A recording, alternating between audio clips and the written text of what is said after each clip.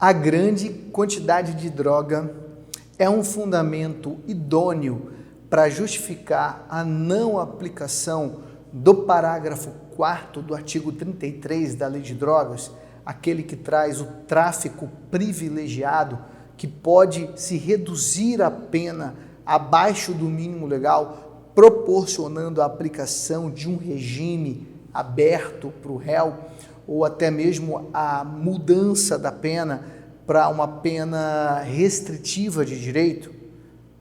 O Superior Tribunal de Justiça já tem pensamento consolidado em sentido contrário, de que a grande quantidade de drogas não é fundamento idôneo para justificar a não aplicação do parágrafo 4º do artigo 33.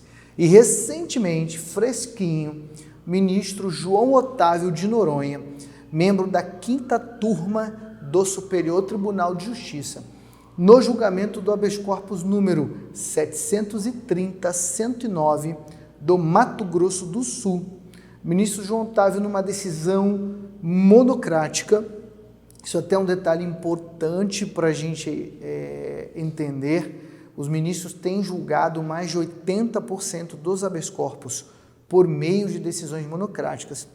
O ministro concedeu a ordem para modificar a sentença condenatória aplicada a 3 pacientes, para que seja agora aplicada a elas, foi reformada a sentença, para que seja aplicada a elas a regra contida no parágrafo 4º. No caso em julgamento, elas foram presas com mais de 30 quilos de droga, na condição de mula.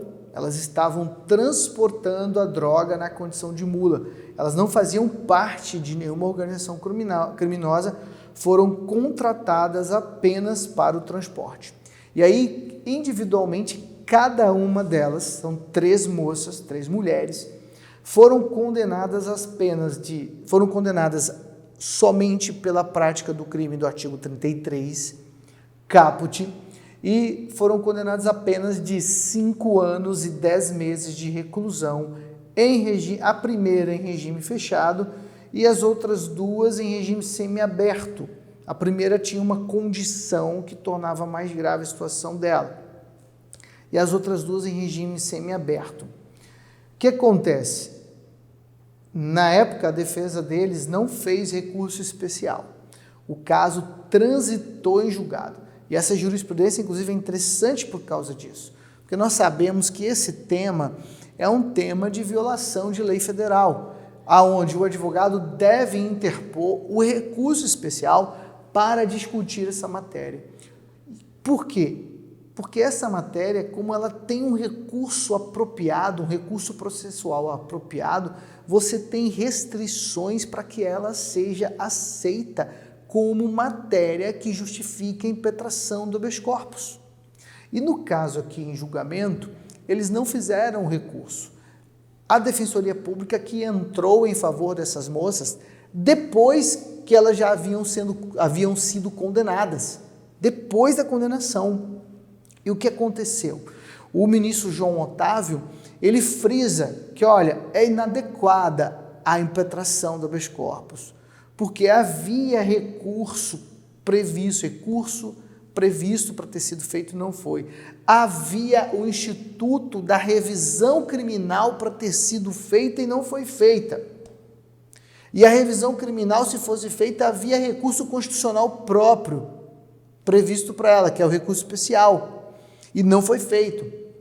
Então, o habeas corpus não é cabível. Agora, eu vejo forte plausibilidade jurídica no tema tratado, na matéria tratada. E por isso, quando se tem forte plausibilidade jurídica, ele não recebe o right, mas o concede de ofício, concede habeas corpus de ofício. E aí ele entra no exame da matéria.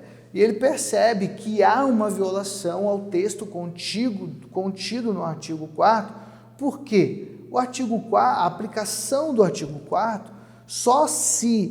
só é proibida quando você tem aquelas restrições previstas na lei. ali que são restrições taxativas. Os vetores para a aplicação do artigo 4º estão ali, todos descritos na lei. E a grande quantidade de droga não é uma condição para que ele não seja aplicado. A grande quantidade de droga, até quando ela é analisada no processo de individualização da pena, ela pode servir sim de fundamento idôneo para que você não aplique a redução do parágrafo 4º no máximo previsto, para você aplicar essa redução numa fração menor. Agora, ela não serve como fundamento idôneo para que você não aplique o parágrafo 4º. E ele trabalha isso detidamente, traz jurisprudência consolidada pela terceira seção do Superior Tribunal de Justiça. A terceira seção, meu amigo, minha amiga, é a união, a reunião das duas turmas que julgam matéria criminal do STJ. A quinta e a sexta turma se reúnem para julgar matérias onde eles estão divergindo. Então, quando a terceira sessão, quando uma sessão profere uma decisão sobre um tema, aquele tema está consolidado.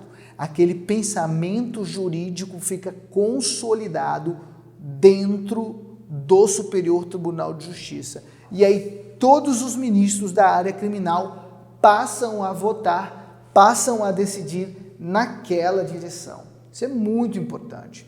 O que era frágil torna-se sólido. E esse pensamento dentro do Superior Tribunal de Justiça hoje está solidificado. A grande quantidade de drogas, seja ela 10, 30, 70, tem casos até de 2 toneladas, não é um motivo justo para afastar a aplicação do parágrafo 4º. E nós precisamos estar afiados e ler essa jurisprudência. Eu peço à produção que coloque o número do habeas corpus aqui, que vocês busquem esse habeas corpus dentro do Superior Tribunal de Justiça, dentro do site do STJ, e leiam essa jurisprudência. Vai engrandecer o seu conhecimento intelectual e, com certeza, vai te deixar pronto. Você vai poder usar isso no dia a dia da sua advocacia criminal, porque é um tema que você ainda vai encontrar muitas restrições pelos juízes de primeiro grau, porque a gente sabe que muitas vezes a distância dos tribunais, os juízes de primeiro grau, eles ainda tendem a não observar a jurisprudência, que já está plenamente consolidada. E o ministro João Otávio Noronha, a gente tem que observar que ele é um ministro que vem da área civil, né? Ele vem da advocacia. Quando entra no tribunal, é um ministro da área civil. Nós sabemos que julgadores da área civil têm uma tendência a serem mais conservadores na aplicação do direito penal e que são mais difíceis de reconhecer isso. Então, é uma evolução e é uma demonstração de aplicação do pensamento jurídico consolidado dentro da corte. No final do voto dele, interessantíssimo, eu vou ler só o final, só o dispositivo. Ele diz, olha, com base no artigo 34, inciso 20 do RISTJ, Regimento Interno do Superior Tribunal de Justiça, não conheço deste habeas corpus. Ele não conhece a impetração, mas concedo a ordem de ofício, nos termos do artigo 654, parágrafo 2º do Código de Processo Penal, para reconhecer o direito das pacientes à consideração na dosimetria da pena da aplicação da causa de diminuição da pena do parágrafo 4º do artigo 33 da Lei 11.343 de 2006, que deverá ser adequadamente modulada pelo julgador em fração a ser motivada, fixada nos termos da fundamentação, devendo ser analisados também com a devida motivação a possibilidade de conversão da pena em restritiva de direitos e o regime inicial adequado à nova pena fixada.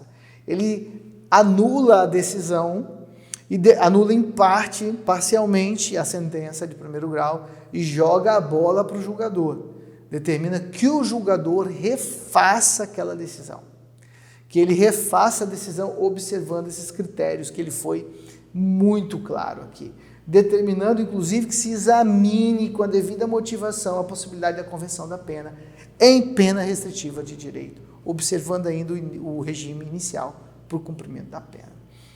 Meu amigo, minha amiga, eu espero ter contribuído para o teu desenvolvimento profissional. Um grande abraço para você. Deus te abençoe sempre.